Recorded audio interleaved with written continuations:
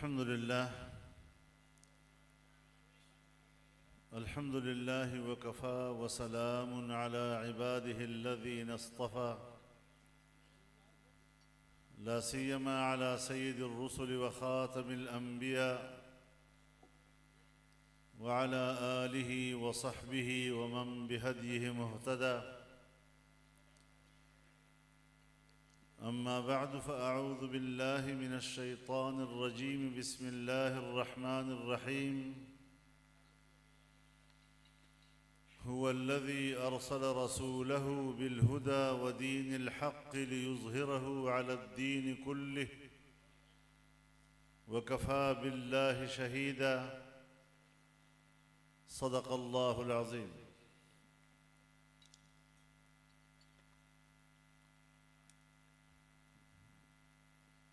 जनाब सदर मुहतरम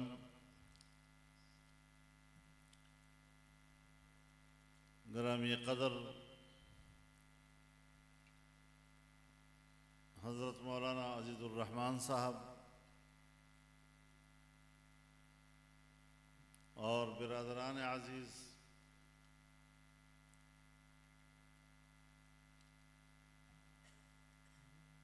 उलमाए किराम, ज़ुआमाए इलाक़ा, बुज़ुर्गान मिल्लत, मेरे दोस्तों और भाइयों,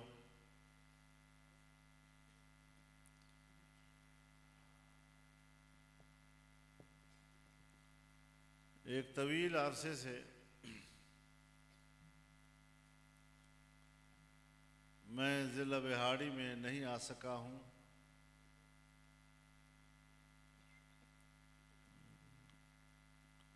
कई सालों से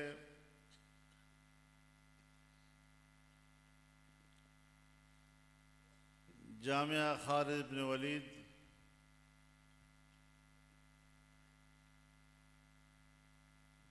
के मुहतमिम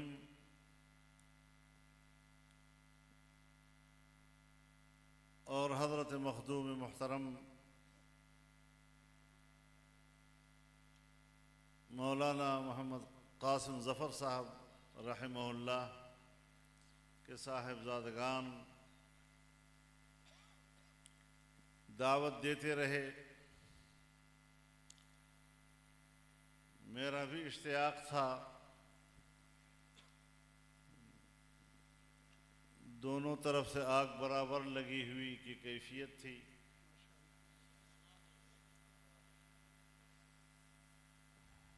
अल्लाह ताला ने उस हाज़िरी के लिए आज का दिन मुकर्रर फरमाया और मेरे लिए बहुत बड़ी सआदत की बात है कि मैं जामिया के इस अज़ीम इज्तिमा में और यहाँ के फ़ुज़लाए किराम की दस्तार फ़ज़ीलत के इस तक़रीब में आपके साथ शरीक हो रहा हूँ।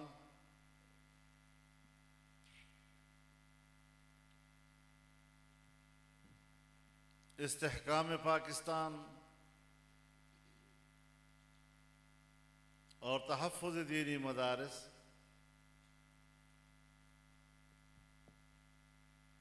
इन दोनों उन्वानात के साथ ये इज्तिमा मुनक़्क़द हो रहा है।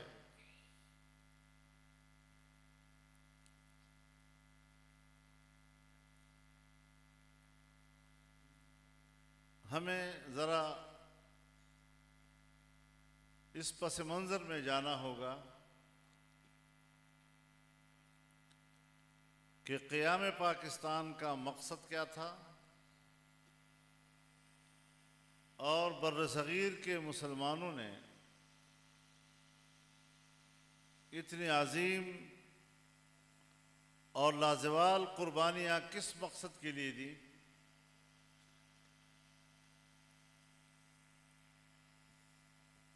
तारीख़ इस बात की गवाह है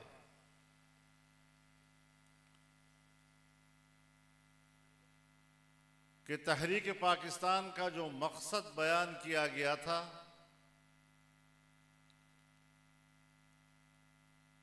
वो ला इलाहा इल्लल्लाह का नारा था।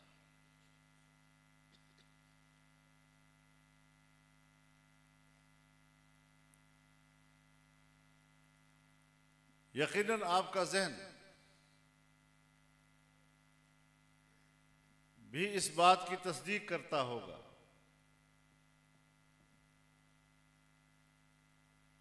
कि ला इलाहा इल्लल्लाह सिर्फ एक कलमा नहीं, बल्कि ये अल्लाह के दिए हुए निज़ाम और फिर अल्लाह के दिए हुए आखिरी कामिल और मुकम्मल निज़ाम का उन्वान है। जिस तरह जनाब रसूलुल्लाह सल्लल्लाहु अलैहि वसल्लम ने जब अहले मक्का को सफ़ा की पहाड़ी पर खड़े होकर दावत दी तो फरमाया क़ूलू ला इलाहा इल्लल्लाह तुफ़्लिहू, ला इलाहा इल्लल्लाह का कलमा पढ़ लो तुम कामयाब हो जाओगे।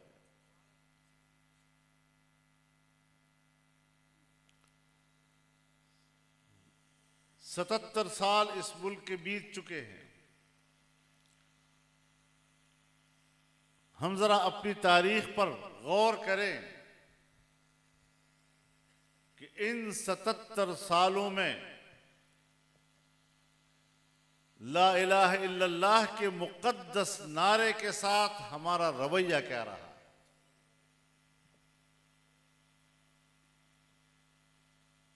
हमारे पार्लियामेंट का रवैया क्या रहा है,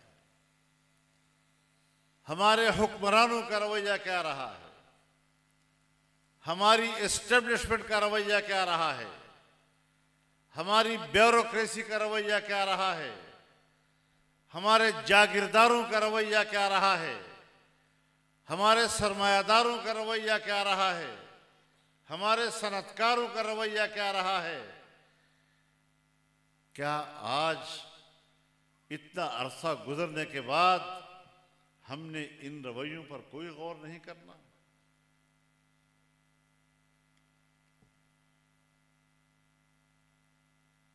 क्या हमने इस नारे का हक अदा किया? कम से कम मैं वाशगाफ अल्फाज के साथ ये बात कहना चाहूंगा कि इस नारे के साथ जो ज्यादती हमने मिन हैसुल कौम या हमारे अशराफिया ने अदा किया है वो अल्लाह के यहाँ नाकाबिल मुआफ़ी एक जुर्म के हैसियत रखता है। कुछ एक लम्हा के लिए तो हमें गौर करना चाहिए।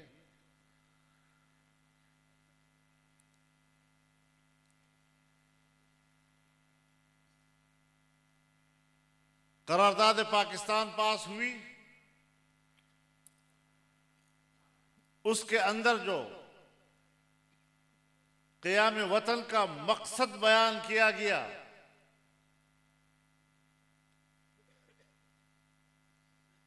और जिसकी निस्बत हम कायद आज़म मोहम्मद अली जिन्नाह की तरफ करते हैं कि उन्होंने ये करारदाद पेश की थी, उसी करारदाद में जब अभी न पाकिस्तान का वजूद कायम हुआ था न इसराइल वजूद में आया था, लेकिन सहयूनी बस्तियां कायम हो रही थी। यहूदियों ने मुसलमानों की और फ़लस्तीनियों की सरजमीन पर कब्जा करने का आगाज कर लिया था, वहां पर बस्तियां कायम करना शुरू की थी। तो उस करारदाद का हिस्सा है कि हम सहयूनियों के इस अमल को नाजायज कहते हैं और हम फिलिस्तीनी भाइयों के शाना बशाना रहेंगे। ये उस वक्त कहा गया था। मैं वो याद दिला रहा हूं, अपनी बात नहीं कर रहा हूं। ये पाकिस्तान की बुनियाद में शामिल है, ये उसकी असास में शामिल है। पाकिस्तान बना तो पाकिस्तान का झंडा अल्लामा शब्बीर अहमद उस्मानी ने लहराया और पाकिस्तान की पहली दस्तूर साज असेंबली में करारदाद मकासद का मसवदा अल्लामा उस्मानी ने तैयार किया और नवाबजादा लियाकत अली खान ने बहैसियत वजीर आजम के उस असेंबली में पेश किया। आपका आगाज तो यहां से होता है। अब आप मुझे बताएं कि हमने मुसलमानों की ताईद इस मुल्क की तहरीक के लिए किस नारे से और किस नजरिए के साथ कायम की, और फिर आज तक हमने इस मुल्क के नजरिए के साथ क्या हश्र किया।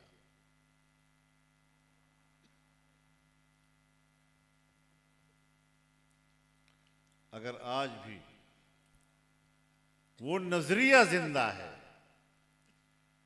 अगर आज भी उस मकसद अजीज के साथ कोई मजबूत किस्म की कमिटमेंट है, तो वो इन दीनी मदारस और इनके उलमाए किराम और इनकी जमातों के सदक़े है।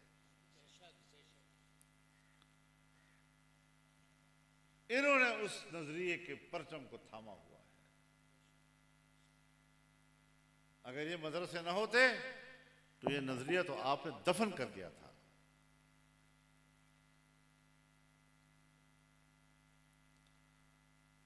और आज भी आपका यकीन यही है कि अगर मदरसा जिंदा रहता है, ये उलमा मौजूद रहते हैं, सियासत में उनका किरदार रहता है, तो फिर ये इस्लाम की बात, इस्लाम का नजरिया, इस्लाम की बुनियाद पर हमारी दाखिली पॉलिसियां, हमारी खारजा पॉलिसियां, इसकी आवाज़ तरोताज़ा रहेगी, जिंदा रहेगी। इसलिए मदारस का खात्मा और इनके किरदार का खात्मा, इनको गैर मुअस्सर बनाना आज हमारी मुल्क की सियासत और इन जागीरदारों और इस एस्टेब्लिशमेंट और ब्यूरोक्रेसी का एजेंडा बना हुआ है। इसके अलावा और कोई मकसद इनका नहीं। इससे आप अंदाजा लगाएं कि इस मुल्क की इस्तेहकाम के लिए और इसके नजरिए के इस्तेहकाम के लिए आपकी दीनी मदरसे की किस कदर जरूरत है। बदकिस्मती से हमारा कॉलेज और हमारी यूनिवर्सिटियां जो हुक्मरानों के निगरानी में चल रही हैं, आज वहां ये नजरिया दम तोड़ चुका है।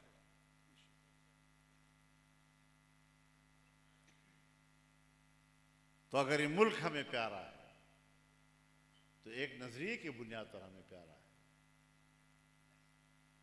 अगर ये मुल्क जिसके लिए कुर्बानियां दी गई हैं एक नजरिए की असास पर दी गई थी, या तो एतराफ कर लो कि हमने धोखा दिया था,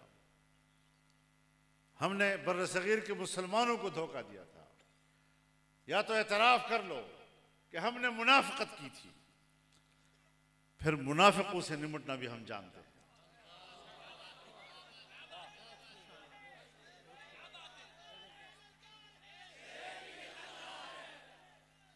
हमने अगर इस मुल्क की सियासत में सर उठाया है और ये जो पगड़ियां आपको बंधवाई गई हैं, जिस सरों के ऊपर ये पगड़ियां बांधी गई हैं, ये सर झुकाने के लिए नहीं बल्कि सर ऊंचा रखने के लिए है। नारे तकबीर, ताज व तख्त खत्म नबूवत, तहफ़्फ़ुज़ मदारिस दीनिया।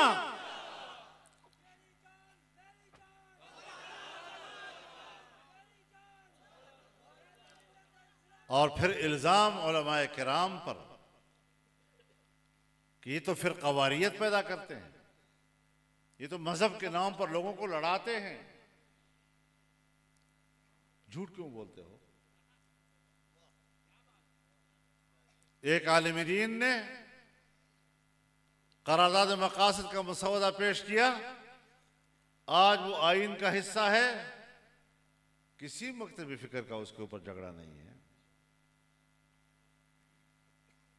सन 1951 में 22 इस्लामी नुकात पर तमाम मकातब फिक्र ने इत्तिफाक राय किया, आज भी उस पर इत्तिफाक राय मौजूद है। मजहबी दुनिया की सियासी क़ियादत ने हमेशा हमाहंगी का किरदार अदा किया है। सन 1973 का आइन बना, उस आइन के अंदर अगर आज इस्लामी दफात मौजूद है और इस आइन की बुनियाद इस्लाम पर रखी गई है, मुमलकत की बुनियाद अगर इस्लाम पर रखी गई है तो उलमाए किराम की मौजूदगी की वजह से रखी गई। अगर उलमा ना होते वहां पर तो आपके आइन में ये ना होता कि इस्लाम पाकिस्तान का मुमलकती मजहब होगा, फिर आपके आइन में ना होता कि तमाम कवानीन कुरान और सुन्नत के ताबे होंगे, फिर आपके आइन में ना होता कि कुरान और सुन्नत के मुनाफिक कोई कानून नहीं बनेगा, फिर आपके आइन में ना होता कि इस्लामी नजरियाती कौंसिल कायम हो जहां तमाम मकातब फिक्र की नुमाइंदगी हो और वो इस्लामी कानून साजी के लिए सिफारिशात मुरतब करे।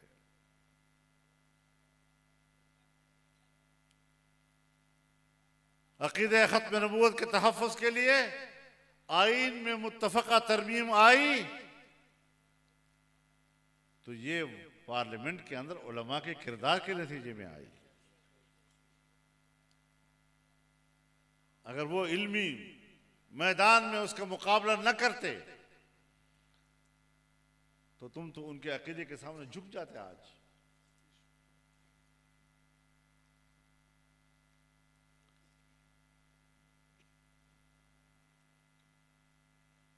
इन्होंने हमेशा मजहबी हमाहंगी के लिए काम किया है। MMA तक हम तमाम मकातब फिक्र एक प्लेटफार्म पर, और आज भी जमीयत उलमाए इस्लाम अपने अकाबिर की अमानत समझता है इस बात के लिए कि अवाम को फिर क़वारियत से दूर रखना है। हम इख्तिलाफ नहीं ख़त्म कर सकते, इसमें कोई शक नहीं। इख्तिलाफात अपनी जगह पर है, लेकिन अपने रवैये तो हमारे इख्तियार में हैं। रवैयों में तो नरमी ला सकते हैं। मुल्क को फसाद और फितने से और खूनरेज़ी से तो बचा सकते हैं, मुआशरे को नफरतों से तो बचा सकते हैं, मुआशरे के तअस्सुबात से तो हम बचा सकते हैं। और तुम्हारा किरदार क्या रहा कि जब नेशनल एक्शन प्लान के नाम से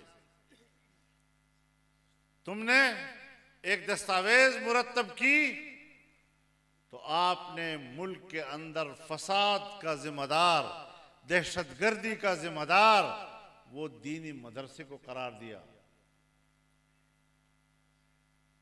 और फिर उसे इतना मुकद्दस दस्तावेज करार दिया कि ये तो नेशनल एक्शन प्लान के खिलाफ करता है, जैसे हम बड़ा कुछ जुर्म कर रहे हो। मैंने कहा ये इम्तियाजी कानून है, ये दीनी मदारस के खिलाफ बना हुआ एक्शन प्लान है और तुम्हारा ये प्लान दीनी मदारस के बारे में झूठ बोल रहा है। कैसे मैं कबूल करूं इसको? दस्तखत तो दूर की बात, मुझे कहा जरा दुआ तो कर ले। मैंने कहा दुआ भी नहीं कर सकता इस पर।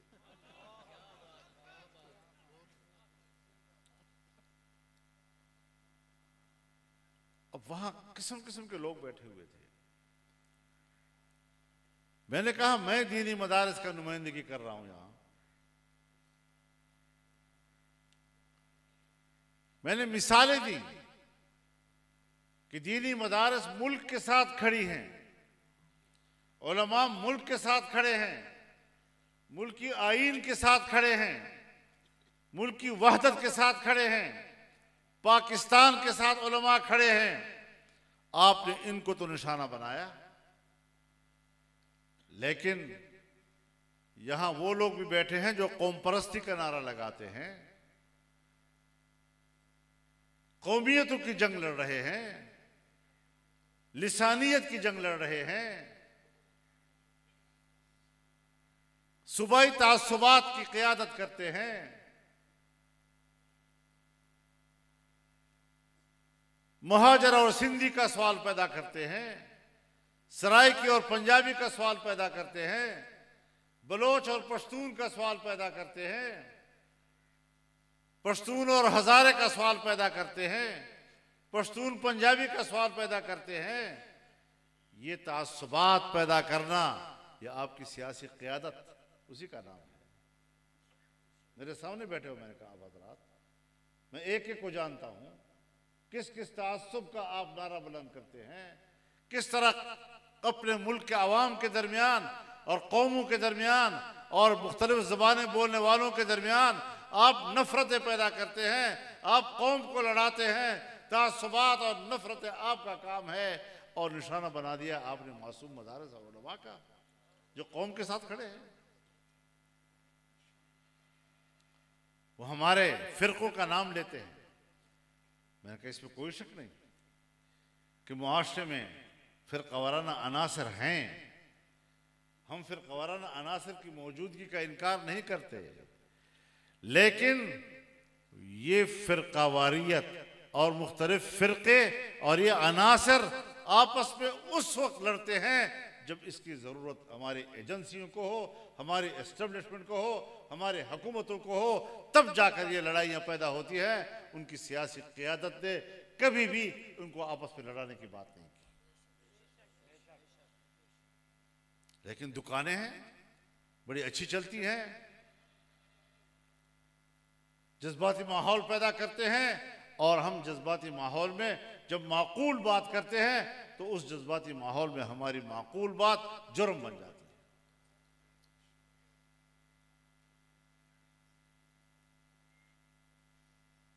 क्या कर दिया आपने? फिर भी असेंबली के अंदर अगर सहाबा किराम के नामूस का बिल पास हुआ तो हमने पास किया है। फिर भी अगर अदालत के माहौल में अकीदे खत्म नबूवत को तहफ़्फ़ुज़ बख्शी है तो जमीयत उलमा इस्लाम ने बख्शी है, और इन दीनी मदारिस की क़यादत ने बख्शी है। आपका क्या किरदार है उस पर?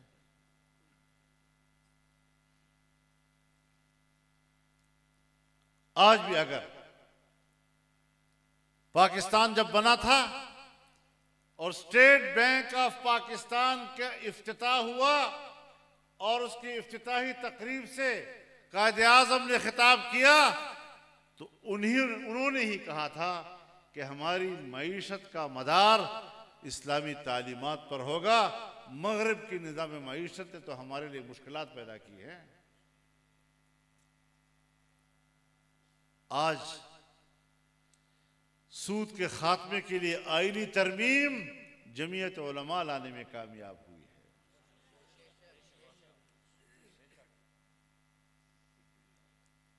आपने एक ढीला ढाला बेमानी किस्म की फेडरल शरीयत कोड बनाया जिसके फैसले की कोई वक़्त नहीं थी, और अगर उसके फैसले के खिलाफ अपील हो जाती तो वो अपील क़यामत तक के लिए अपील होती, उसकी समाअत का कोई ज़माना ही ना आता।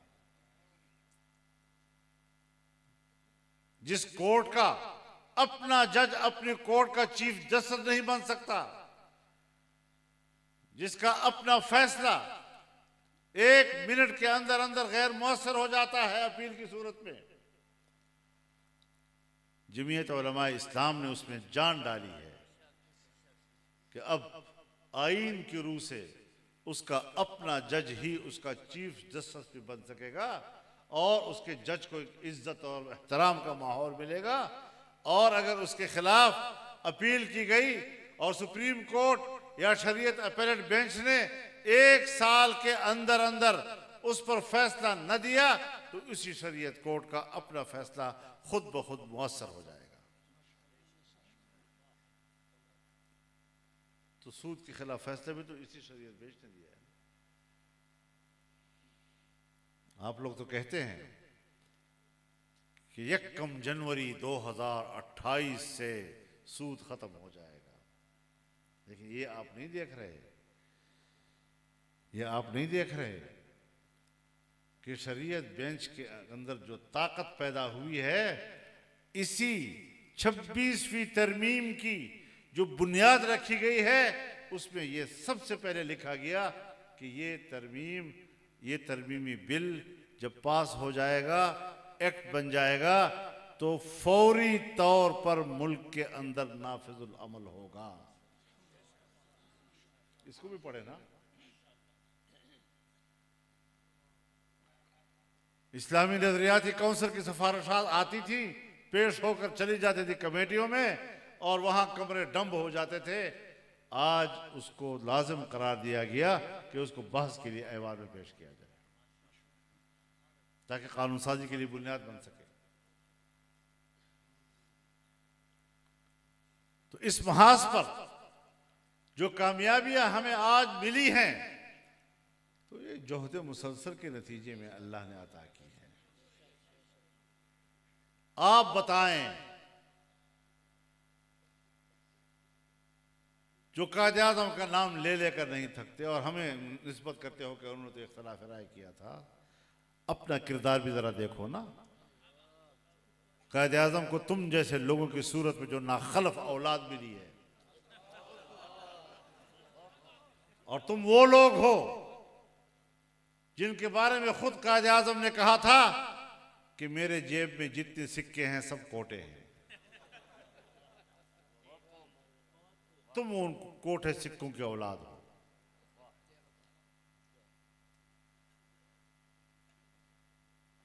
हमने उनकी फिक्र और उनके नजरिए और उनके नारे की लाज रखी है। तो अगर पाकिस्तान को मजबूत बनाना है, मुस्तहकम बनाना है, तो इसी नजरिए से बनेगा जिस नजरिए का प्रचार उलमाए किराम कर रहे हैं और दीनी मदारस कर रहे हैं। इसीलिए तो तुम्हें जश्ती नहीं है। तुम्हारा किरदार मुझे याद नहीं है। आज 77 साल गुजर गए, 77 साल पाकिस्तान के। बलूचिस्तान का मरीज आज भी इलाज के लिए कराची जाता है। 77 साल के बाद भी बलूचिस्तान का मरीज आज भी इलाज के लिए कराची जाता है। और कमबख्तो तुमने उस वक्त कायदे आज़म को इलाज के लिए बलूचिस्तान ज़ियारत में फेंक दिया था।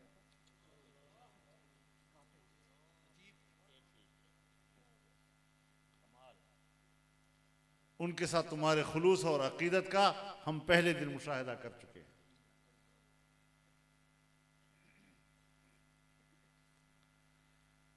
तो इस तरह मुल्क नहीं चलेगा। मैं एस्टेब्लिशमेंट से भी कहना चाहता हूं, ब्यूरोक्रेसी से भी कहना चाहता हूं, जागीरदार से भी कहना चाहता हूं, सनतकार से भी कहना चाहता हूं कि जिस शनाख्ती कार्ड की बुनियाद पर तुम पाकिस्तानी हो, उसी का शनाख्ती कार्ड की बुनियाद पर मैं, मेरे मदरसे का तालिब इल्म, मेरी जमात का कारकुन, पाकिस्तान का गरीब आदमी, वो भी इसी शनाख्ती कार्ड की बुनियाद पर पाकिस्तान का शहरी है। तुम किस बुनियाद पर अपनी फजीलत बयान कर सकते हो?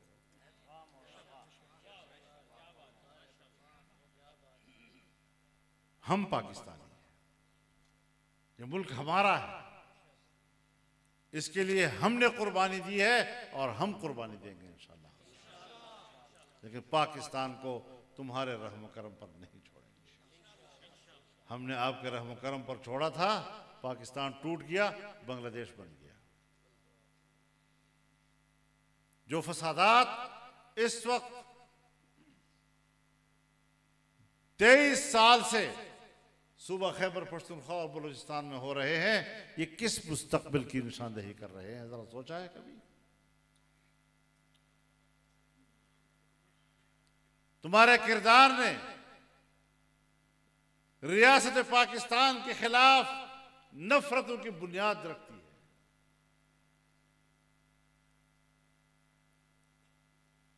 रियासती कुव्वतों के खिलाफ वहां नफरतें पैदा हो रही हैं। ये नफरतें अगले 5-6 नस्लों में भी तुम दूर नहीं कर सकोगे।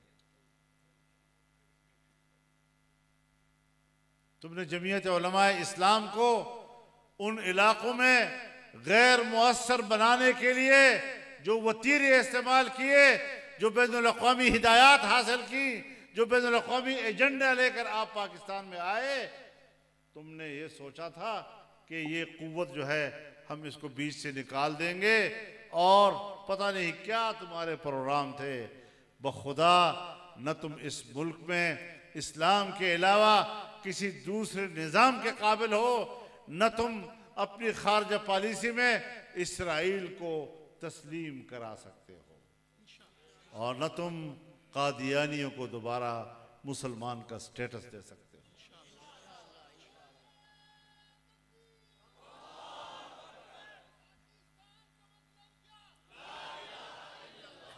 नारे तकबीर। कायदे मिल्लत इस्लामिया मौलाना फजलुर रहमान। कायदे आज़म ने इसराइल बनने के बाद उसको मगरिब का नाजायज बच्चा कहा था। तुम उसे सर पे बिठाने की कोशिश कर रहे हो। और जब पाकिस्तान 47 में बना और 48 में इसराइल बना, तो इसराइल के सबसे पहले सदर ने अपना सबसे पहला जो खारजा पॉलिसी बयान दिया, तो उसमें उन्होंने वाज़ेह तौर पर कहा कि इसराइल का सबसे अव्वलीन मकसद और उसकी सबसे अव्वलीन तरजीह एक नौज़ायदा मुस्लिम मुल्क का खात्मा होगा, यानी पाकिस्तान का खात्मा। तो उनके बारे में हमारी सोच और उनकी हमारे बारे में सोच, ये कोई ढकी छुपी बात नहीं।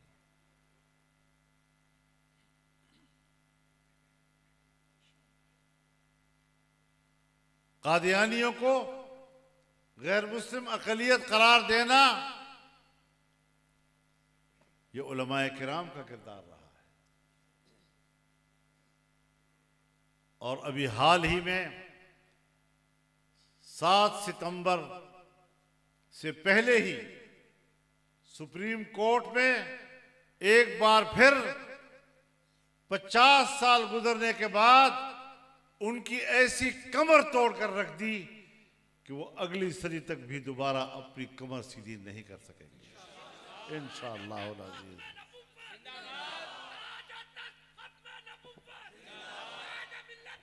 नारे तकबीर। ताज तख्त खत्मे नबूवत।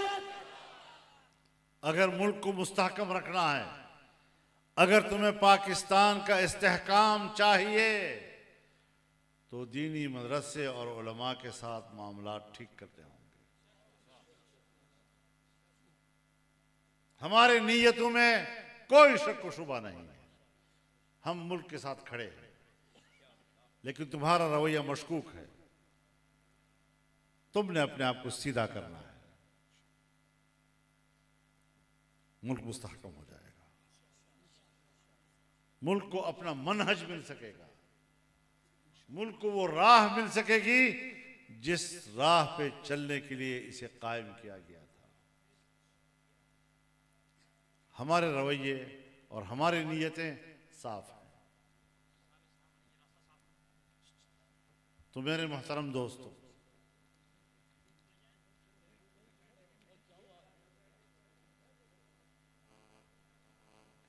इस नहज को हमने साफ करना है, वाज़ेह करना है। पाकिस्तान हमारा वतन है और हम इसमें, आप लोग आराम से बैठे हैं, बात को पूरी मुकम्मल होने दें।